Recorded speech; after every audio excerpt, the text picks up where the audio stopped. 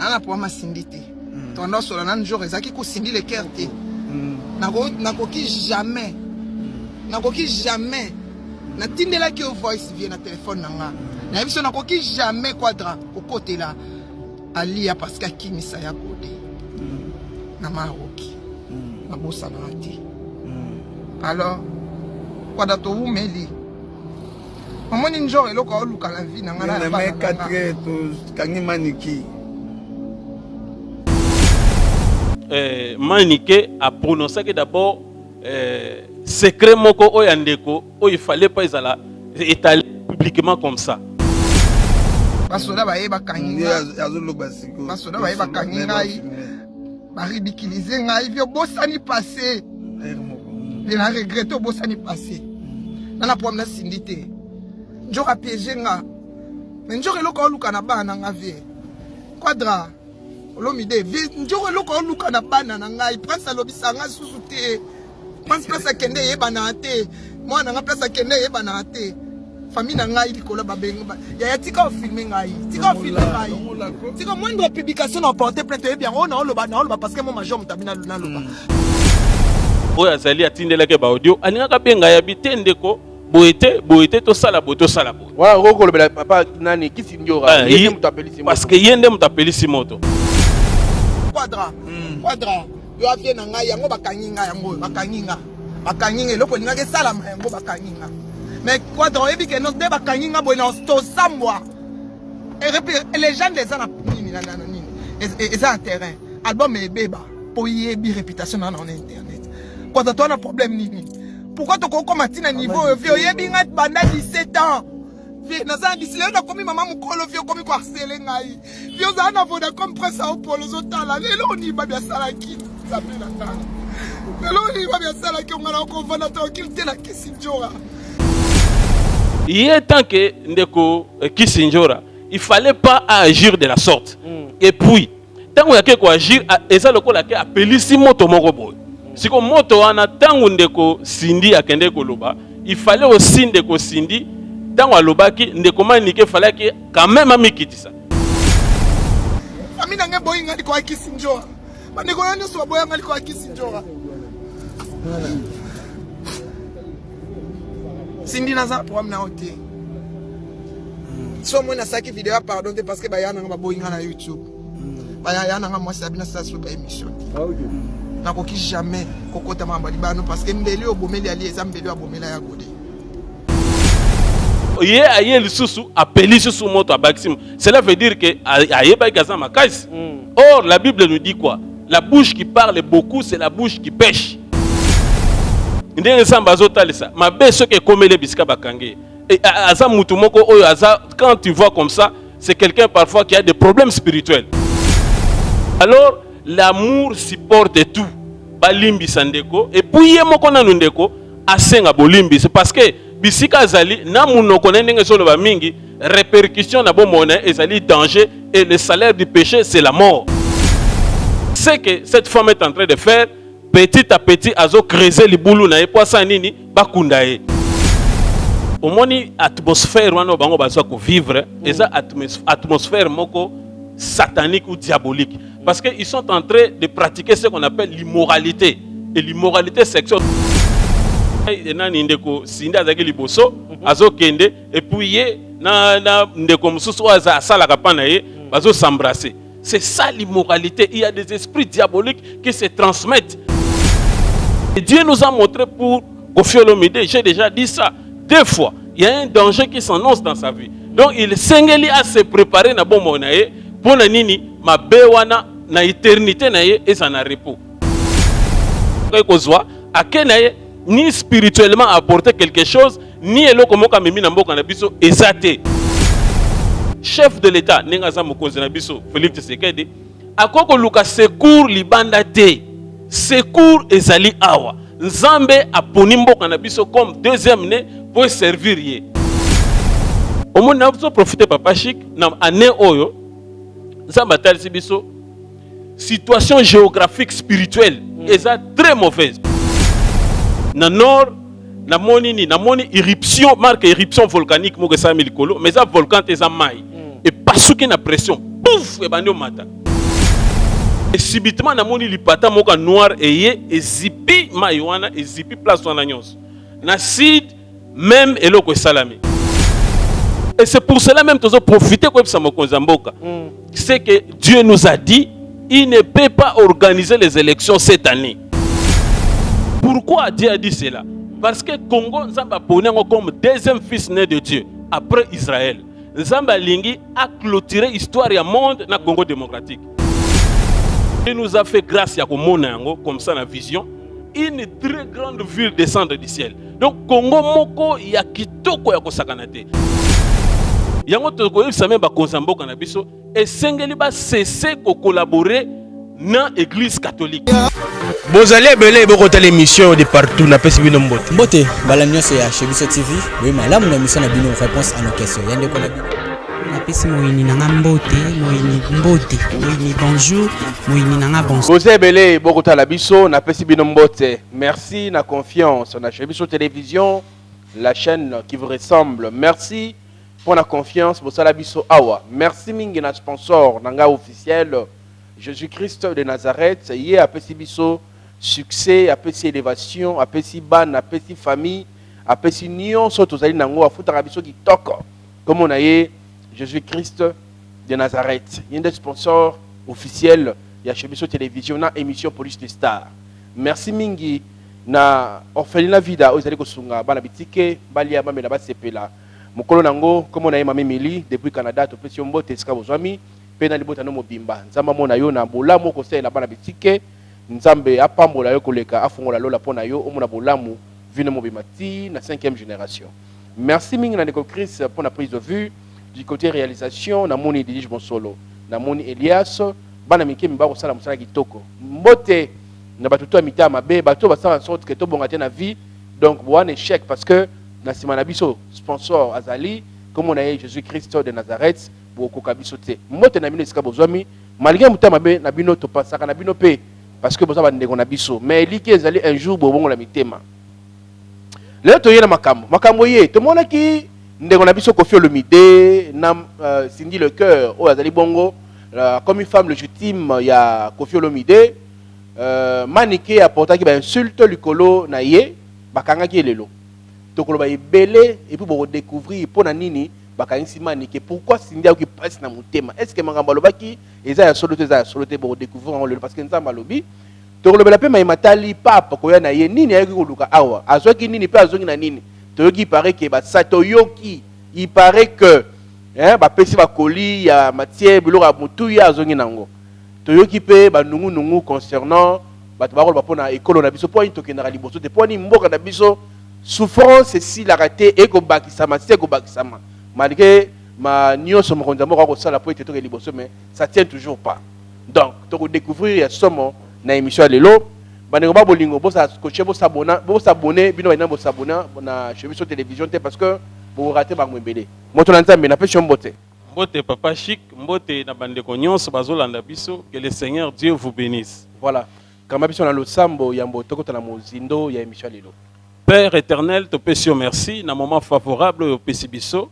Il est écrit dans ta parole que c'est poussé par le Saint-Esprit que les hommes ont parlé de la part du Seigneur. Père, pousse-nous à parler de ta part. Et tika été onction et à la déverser na banda ko nyonso o bakola biso. Basa na ba problème, bazo solution ko uta pa ina yo ensemble. Tika été édification ko uta pa ina yo et s'accomplir na peuple na yo. Et nous vivons dans les lieux célestes en Jésus-Christ notre Seigneur. Père, le pouvoir que tu nous as donné, tika été création o mobimba et se soumettre na peuple na yo et longo na biso. Amen. Amen. L'homme de Dieu, to yambio lelo, babingo na komo ya nani, ozali nani, batbaye bayo, oza pasteur, prophète, apôtre, to évêque. D'abord, je suis frère comme tout le monde. Dans le Seigneur, nous sommes premièrement des frères. Okay. Donc, je suis frère Guilain Nzei, mais dans le ministère, nous avons un ministère prophétique. Et il y a aussi des dons que Dieu a ajoutés. Mais que j'exerce, c'est le ministère prophétique parce que Dieu nous a envoyé, il nous a donné une mission particulière pour notre pays. Donc, il nous donne des ordres et des instructions à respecter par rapport au ministère wana et puis à ça orienter, diriger biso à chaque pas ndenge pays ça ko évoluer et na volonté parfaite ya lingi salama pour na mboka na biso. En bref, donc je suis le prophète Guilain Nzei, votre frère. En bref, c'est ça un peu présentation na ko pesa. Parfait. Tomoni lelo bakangi ndeko na biso manike na mamaleka ki entre eux na Cindy le cœur. Ndenge Cindy albaki a comme ombre na ye et puis a kanisa ki ye tomoni ndenge ba ko yo kozoyer. Yo lecture ni ko sala na spirituel, na côté spiritualité vous voulez dire. Donc lecture oyo na ko sala na likambo wana. Donc au moni que manike a prononcé que d'abord secret moko oyo ndeko oyo il fallait pas ezala étalé publiquement comme ça. Et puis mutu oyo à la base parce que c'est qui ba audio envoyé comme ça na WhatsApp nenge sala. Oyo akene ko yoksa ba audio wana yende mutu apelisi moto parce que l'amour supporte tout. Ce que l'amour réellement yandeko na ye oyo azali atindelaka ba audio alingaka benga ya bite ndeko boete to sala boto sala bo. Voilà roko le papa nani kisindiora yende mutu apelisi moto. Parce que yende mutu apelisi moto. Alors apelisi moto akeko tika ba audio po basala nini balinga ye koleka kuna. Or akoko sala ndenge wana te. Parce que même bato wana oyo bazokende kuna ndeko Koffi Olomide na ndeko Cindy ba activité na bango basala ka musique oyo bango babetaka. Eza ba musique moko te oya ko kende ko milingisa kuna po ba pesa embongo. C'est eza musique ozo mema batu na donc ba culte satanique. Ozo ko pesa obi papa chic na profiter parce que y avait une vision on a monake pona pesa na musique wana. Nazaki na ndako na zota la télévision. Nazo mona vision ba tie clip à Koffi Olomide na télévision. Micro s'il vous plaît. Oui, et il y a des esprits qui sortent à la télé pour na kokota na bazoto abatu. Alors ba esprit wana ezo sani ezo détruire batu, ezo me batu na impudicité, na ba désordre, na ba vie moko oyo eza ya malamu te. Alors, il est tant que ndeko Kisinjora, il fallait pas agir de la sorte. Et puis, tant que ko agir eza lokola ke apelisi moto moko boy. Siko moto wana tangu ndeko Cindy akende koloba, il fallait aussi ndeko Cindy tangu alobaki ndeko manike fallait que quand même amikitisa. Parce que l'humilité précède la gloire. Tant que Monique Mouninga a irrité, a comme la colère, il fallait ça. Il fallait m'écouter ça. Alors, il y a le sous appelé sous moto à Baxim. Cela veut dire que or, la Bible nous dit quoi? La bouche qui parle beaucoup, c'est la bouche qui pêche. Or, Dieu ne lève pas les orgueillés. Quelqu'un oiseau se prétendre à Yébébélé, à sa forte. Alors, Baké, Bazoué, Bakangisi, Sikoyo, Ndé Zambazo Talisa, ma bête ce qui est comme les bisca Bakangé. Et quand tu vois comme ça, c'est quelqu'un parfois qui a des problèmes spirituels. Alors, tant que bazo tient bisika passi ezaponani, ezapo problème est s'aggraver et répercussions et quoi la bandeko Koffi na bandeko Cindy. Alors, l'amour supporte tout. Balimbi sandeko et puis yemoko na ndeko asenga bolimbi, c'est parce que bisika zali na munoko na ndenge solo ba mingi répercussion na bon monnaie ezali danger et le salaire du péché c'est la mort. Mais le don gratuit de Dieu c'est la vie éternelle en Jésus-Christ. Donc c'est que cette femme est en train de faire petit à petit azo creuser les boulou na poisa nini bakundae. Et spirituellement c'est très dangereux na ndenge nzamba zo memela makamu na ndenge nzamba zo talisa biso que il faut asenga bolimbisi à se repentir et bandeko ba pardonner parce que mabe ekokomela. Parfait, bien dit Moto Nzambe. Mais comment on a moi côté mususu mona ki Koffi Olomide pe kaka ba signe mo ba sala ki na ki signora ya ko ça l'embrassement na présence il y a Cindy le cœur mais geste voilà comme on a une femme mariée légitime moto responsable de Koffi Olomide faire des gestes pareils Moto Nzambe na bino ba to mayele to ko sa lecture nini. Donc au moni atmosphère wana bango baso ko vivre eza atmosphère moko satanique ou diabolique. Parce qu'ils sont en train de pratiquer ce qu'on appelle l'immoralité. Et l'immoralité sexuelle. Vous avez que quelqu'un au bazar ko bala combien de fois. Bazo changer basi combien de fois. Et bah signe aux intimité, bazo sala yango boye à l'œil ni. Tandis que ndenge oyebsinga nani ndeko Cindy azaki liboso azo kende et puis na ndeko mususu aza sala kapana ye bazo s'embrasser. C'est ça l'immoralité. Il y a des esprits diaboliques qui se transmettent. Donc, et c'est pour cela que nous lancé appel na bango que nous sommes ici sur terre, nous sommes des pèlerins. Pour un temps mouké. Donc, Dieu nous a envoyé pour accomplir une mission. Et biso tozomona na ndenge wana transfert des esprits o ezo salama entre bino na monde. Donc c'est un monde moko est pollué par des démons. Alors nous les serviteurs de Dieu, on ne peut pas supporter comme ça. Yango moni tozolo bana bino tant que bande kona biso bo sala nini bo se repentir, bo abandonner parce que l'esprit ne meurt pas. Soit tu es dans le repos ou soit dans les tourments. Alors le temps, racheter le temps quand les jours sont mauvais. Donc tant yango yo tozo appeler bino na repentance na ko abandonner mabe po ete makambo bozo sala salaire nango ezali liwa Papa Chic. Et Dieu nous a montré pour Kofi Olomide, j'ai déjà dit ça 2 fois. Il y a un danger qui s'annonce dans sa vie. Donc il s'engage à se préparer na bon monaye pour na nini mabe wana na éternité na ye et ça na repos. Parce que Dieu peut te sauver même à quelques jours de ta mort. Yango tozo continuer ko alerter, pour être bandeko basa nini babongwa parce que basa bandeko na biso Papa Chic. Parfait. Donc lui madame mingi kasi to tatiko yo na arrivé ya pape. Papa auto yaki akei. Selon yo kuya ya pape e bakiseli biso nini na mboka na biso pe koya na ye e memili biso nini na mboka na biso.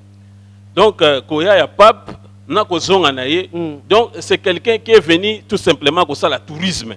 Parce que bazwa biso en otage ba mindele wana. Azana monopole ya parole. Aza un leader mondial ou azana moya koloba na ba grande puissance. Mais situation na biso tozana ngo depuis ba décennies même 2 décennies ngo yo tozo continuer bazo kufa. Nzala situation doit changer te. Mais baza kuna même na Rome place afandaka. Ba loba ke loko te, bazwa décision mon côté. Pourquoi? Parce que bazwa biso en otage. Bazwa biso en otage aye ko sala ne balade na kati na bilanga na bango azui o akokai kozwa akenaye ni spirituellement apporter quelque chose ni eloko moka memi na mboka na biso ezate. Pourquoi? Parce que chef de l'État ninga za mokonzi na biso Félix Tshisekedi akoko luka secours libanda te. Secours ezali awa. Nzambe aponi mboka na biso comme deuxième né pour servir ye. Selon Ésaïe 18 du 1er au 3e et 7e verset. Matthieu 21 43. Donc le Congo est appelé à être une nation sainte.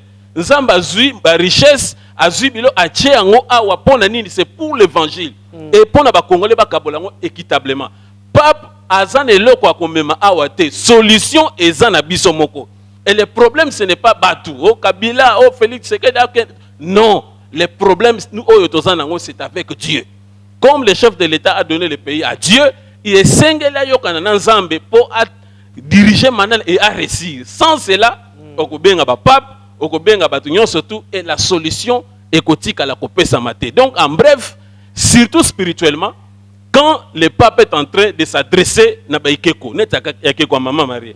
Donc c'est ça ce qu'on appelle l'idolâtrie. Et na mboka na biso Dieu est contre ça. L'idolâtrie. Donc ils ont souillé pays comme même sous malheur et désolation. Au moins nous avons profité Papa Chic na année oyo Zambatal Sibiso, situation géographique spirituelle est très mauvaise. Pourquoi? C'était, nous sommes dans la vision, et ça qui vers 13h, 14h comme ça, la vision. Na moni na nord, na sud et banana na nord à pays. Na nord, na moni éruption, marque éruption volcanique, mo gesa milikolo, mais ça volcan te za mai. Et parce qu'il na pression, pouf, et banyo mata. Tant maï wane mati, c'est pour arroser la terre. Maï moko ya bien. Et subitement na moni lipata moka noir et zipi maï wana et zipi place wana nyos. Na sid même eloko salami. Alors quelques instants ka keleki muke mboka mobimba et obscurci donc molili et koti na mboka mobimba. Silence partout na kati na mboka. Donc zamba zo laksa qu'il y a un danger ozo kete biso. Alors la présence à papa point il y a la présence aux quoi enfoncer les sous pays parce que solution est que vous t'en bangoté et c'est pour cela même que profiter comme ça c'est que Dieu nous a dit il ne peut pas organiser les élections cette année. Pardon? Il ne peut pas organiser les élections cette année. Donc élection ma pour à la tête. À quoi organiser en côté? Pourquoi? Parce qu'il faut convoquer conférence prophétique pour appliquer Isaïe de suite et appeler aussi les autres base à consensus ya malamu et surtout appliquer la vision de Dieu.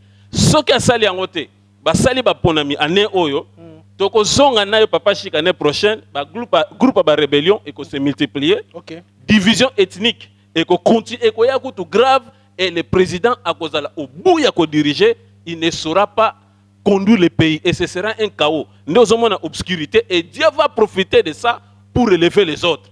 Parce que Dieu il nous a donné un verset biblique, Jacques chapitre 4 verset 10. Humiliez-vous devant le Seigneur et il vous élèvera. Donc ceux qui s'humilient devant Dieu, et Dieu a pris maintenant le temps, il y a la bâtonne. Donc notre président a tout le temps, il a bien réfléchir et le mot n'a pas conseillé ceux qui ont biso n'a pas service à renseignement parce que tous autres dressés n'a pas directement.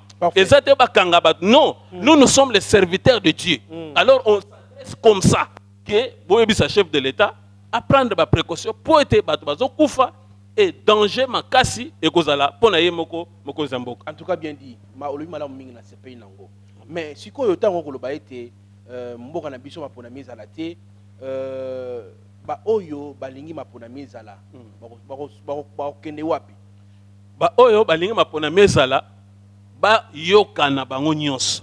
Donc Congo, tout ça divisé, papa Chic. Qu'est-ce qui fait que mboka na biso nzaleza la kaka? Qu'est-ce qui fait que voilà ba crise ya kaka ezo uta wapi? C'est ça le grand problème. Et uti place uti koloba ke mapata et amulili nde ko sepa. Non, wana siko eza pona ne oyo. Parfait.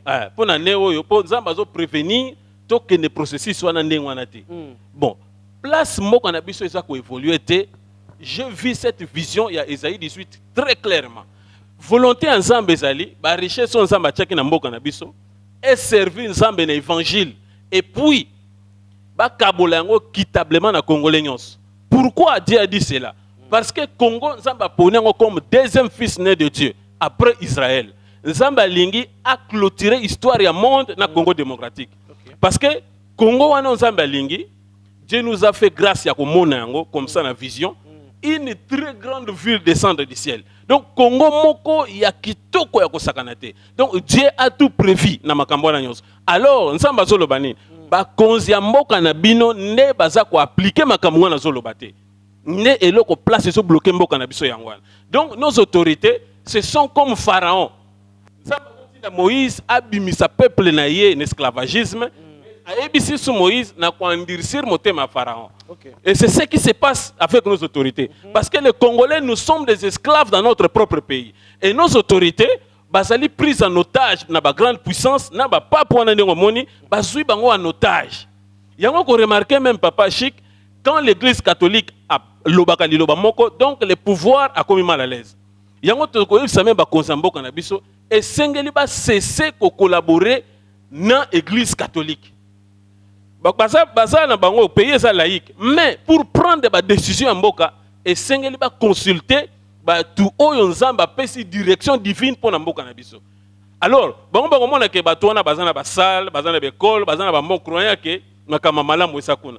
Or kuna eza ba intérêt ya ba occidentaux na ya bango moko. Parce que ceux qui ba pesi bango mbongo te nde omona bato mbokaka. Bazui batu na nzela marche alongwa akende sala bo. Ceux qui ba pesi bango kaka parce que Dieu nous a tout monde qui yango clairement ne va pas ça bango ba chèque. Parce que nzamba mona bango. Nzamba so la ça clairement bazui chèque na vision ba pesi cardinal. Allez le benango cardinal a changé de décision. Marche sa société. Ba sangana ki ba to ba sala ki bloc moko awa ceux qui bloc patriotique biloko mo bango opposition église catholique église protestante. Ba marché ba lingi président sénité. Alors tangu kaka ba kutani na catholique a benani a sunde l'opposition na makam na bango. Donc cela veut dire tant ils ont reçu l'échec. Alors ba autorité na biso il faut ba ebelo komoko parce que conséquence ya suka et ko la kande bango. Bango ne bazaka humilié, bango ne bazaka mal vu, ba komaka après pouvoir bazaka mal à l'aise, misu ba kimaka le président c'est Joseph Kabila kimité mais azara l'aise te bisika zali. Donc ezali manque d'application, il y a vision on Nzambe a tie pour na mboka na biso. Yango moni ba guerre aussi la te bato bazo kufa et il y a encore une vision Nzambe bazo laksa biso bataba bazai kolia bataba bazolia bangombe minene na maseke baye ba bengani bataba panzani ale bangombe babando lia biloka bataba Nzambe bazo yebisa biso alobi omoni musala oyo banazo pesa bino église bangombe na bozo mona eza ba grande puissance bataba eza ba peuple congolais baza dispersé dans le monde entier et bangombe bazo so biloko na bango bazo boma bango bazo châtier bango et c'est l'église qui doit s'élever et l'église eza caractérisée na idolâtrie c'est pour cela bazo koka ko relever et fiwanate on n'a pas chic. Donc, ça m'a dit que l'Assemblée, la deuxième responsabilité, l'Assemblée nationale, l'Assemblée provinciale. Alors, l'Assemblée provinciale. Na l'église, na limité l'église, alors donc, les politiciens à la base il y a destruction en Boka Nabiso. Or Dieu a un plan merveilleux pour Nabiso. Mais bani ko mettre en pratique doit souffrir zala minyoko tandis que nous sommes riches sur tous les plans. Tozana ba mai, tozana ba samba, tozana biloko belé. Mais tozo zwa ko somba mbisi wezo utapa ba pai. C'est la malédiction, Papa Chic. Merci beaucoup, l'homme de Dieu. Voilà, moi, tu l'as dit, ma sur le but très bien. Mais tu as dit, témoignage, moi, Mouké, le Lengekan, Nzambe, Asaï, le Makam. Parce que témoignage dans un peuple de Dieu, dit, mais encore plus, Seigneur Jésus-Christ, témoignage, nous, un peuple de Dieu. Donc, en bref, nous avons fait un témoignage, Mouké, Yanzela ou Nzambe, ils ont facilité. Parfait. Donc, tant que le président Joseph Kabila a pris le pouvoir, c'était en 2001, appel Nangapé Bandi. À ce moment-là. Donc, nous avons une vision, Joseph Kabila a tindayo. Alors, Guilain, que nous soulangé le coin. Que nous soulangé le coin. Mais, Moutoyo, Mouka est au temps. Ça n'a pas Moutoyo. Ngapé dans ce cas, on a même payé à commander la Makambu pour tout le monde. Alors, nous avons une décision, non, rien ne va dans ce pays. Moussala dans nos salas et côté des ordres, tout ça même plainte dans l'État sans suite n'a bien mboko yongai na fin de ça. Il faut na voyager. Na zuivo à voyage na Angola. Yango mona na zo profiter na ibsa bandeko. Na Proverbe chapitre 4 verset 16 Bible lobi tout a été créé pour un but. Nzambe soka tino na sena mo il faut y ba mission na yo ezani. Pour te passer à côté de ta vie na yo. Parce que tant on doit accomplir mission na yo, tu es dans la volonté parfaite de Dieu. Et cette volonté va t'amener jusqu'à l'éternité. Yango moni ngana croyant que funa kenangola na lukambongo na sala ne baninga basalaka na voyager na kene poto na sala ba faire na ngai. Nzamba yeko permettre na ke na komi na capitale na Luanda na bandi ko travailler mais sans joana ils ont continué. Sans Jésus continuer. Et mususu au mona olali otomboli maboko likolo ozo sambela bakake zo beta ba pays Afrique tout ça. Mais makambo yo eza makambo ne camarade nanga moko angolais kombo na ezaki Jérémie na ke tuna e nabi mais aza pasteur na tuna mais papa likambo ninga na mona ka ayibisinga na Portugal bi Irma ou Deus tati chama ayibisinga bi Nzambe azobenga yo ngami Nzambe azobenga na ndenge et Papa Chic vision et continue qui na ba forme belé Nzambe bandi ko détailler et puis et là comme ça bana ko tungisanga ezaki nazaki na bo pression na butu soki na lali ozomona bazo ko attaquer yo tout ça. Or, Dieu permettait cela pour révolter dans la prière. Na bani ko luka l'église, na bana ko kene ko luka, ndenge ni bako sambelanga eloko anesila. Soki na koti l'église moko na fandi, Nzamba bani ko laksanga banda mututi makola pasteur na longwe. Na ke l'église des noirs. Na koti be presque pona ko luka lobiko, na tikali ko sa lobiko te.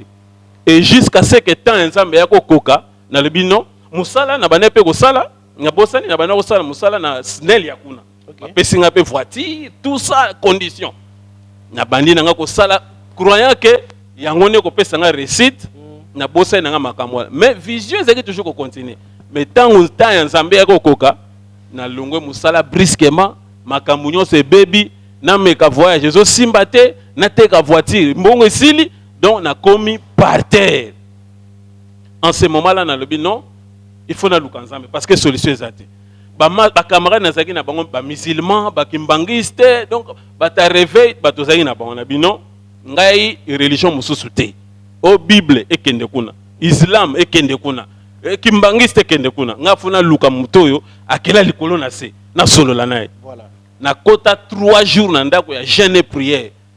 Tango na koti kaka mbala moko nzamba yeko bimela ngai bisinga félicitations tana yo siko ekoki. Et depuis wana Nzamba bani ko se manifester na ba dimension et pression bana ko sala automatiquement yango mokeke parce que na l'église mingi ndenge na okende ce sont des commerçants, les gens qui ne respectent pas Dieu, la crainte de Dieu zati okokota na église ozotala yo moko tango ozonga tango solali obani ko mona bango nyonso beta spirituel na bango. Or Dieu voulait cela alingaki ndenge wana pona comprendre milieu spirituel ndenge ezali pour être église véritable et donc nzambe alingaka nde biso basala nzambe tozana pona ko travailler mutu kolongole basalite lokola kopo po chama il faut sukola o lokola ba impureté nyonso obwaki nde ozisiko mai ochena kopo nde yango tango nzambe ayebisinga tan ekoki alors nzambe ye moko abandi siko na nga moko kolongola salite. Mais mon nzambe moi elo mo tukinga mwa ndambo donc to le ka bongo te fona zongi so sima. C'est ça. Nzamba bimela ko zaki ndeni mutu to na mona kindeni. Na vision. OK. Nzambe tanga za ko bimela nzamba so ba forme belé. Ya zo isko to wana forme ni. Tango bimelinga na mona ki kaka mutu moko alati robe ya pembe. Na kata jeune ayebisinga tana yo ekoki. À part wana au mona tango muso zo bimela lokola Joseph Kabila. A bimele lokola José na mona époque wana. À l'époque Fachi papa. Voilà, ça bima kapé lokola Fachi. Parfait. Voilà, abima lokola Fachi. Même tant na zaki côté ya un so mona na ba vision pona comme place à Fachi, au mona mo fa une église na vision au mona président Félix Akiti. Na veste azoya ti place ozalaki. Un so ya pesio maloba ndenge ni kilit ndenge ni botam sa makambo après baluka kena. OK. Un so soko comme négligent na ko prêcher tout ça. Au moins, il y a qui les osani on a ban. Tellement que nous la ta veste, on a président Félix. Que la ta veste, bazo c'est le qu'on a gouvernement. Gouvernement naie, c'est ça. Donc, abimela rabatou sous forme d'autorité, abimela kana bateau yo ba banga ensemble. À part ba autorité, na bateau bazan la crainte de Dieu. Donc, c'est un peu ça. Ndé na forme wana. Alors, tango ayebisinga tan ekoki, maintenant, il a fallu sikoyo à travailler yo lokola gobelé au faut ba sukola. Pour bâtir maï na kati, maï onction et sa parole et sa bénédiction. Avant ton de ça, yo moko na no vase wana yo moto. Il faut longolo ba déchet nyon. Alors pour les papa chic, je vous dis na tikala na pantalon moko. Yebanga na zaki na kotamo na ba jeep na Luanda wana na kotamo na jeep na zaki bien tout sa place na komi, faut ba pas sepel. Mais na eko donc tout néant. Zamba bandi ko briser aussi ko. Abandi ko briso et nzamba yako pesa nga ordre ya kozonga na mboka pona ko ya ko sala sikoyo mission oyo ya Esaïe 18 pour être mission na esala nini volonté na ye et salama. Voilà, to suki wana pona lelo moto na nzambe ba ko sene suite ozala bato ba retenir ni na mainyo soto lobby et puis numéro de téléphone. Donc bato ba retenir que mboka na biso nzamba ngo sala makambo asika. Nzamba ngo sala makambo asika et nos autorités avec beaucoup de respect et considération. Et l'ère de l'église a changé. On doit se soumettre à la volonté de Dieu. Sinon, tu as contre mire. Et conséquence, Ekozala été bino nebo kozala victime ya makambo ya mabe. C'est pour cela, nous avons prendre des précautions pour sauver mboka na biso et puis pour sauver ba vie na bino. C'est ce qui est plus important dans le moment oyo. Donc, pour le peuple de Dieu, tout ça disponible.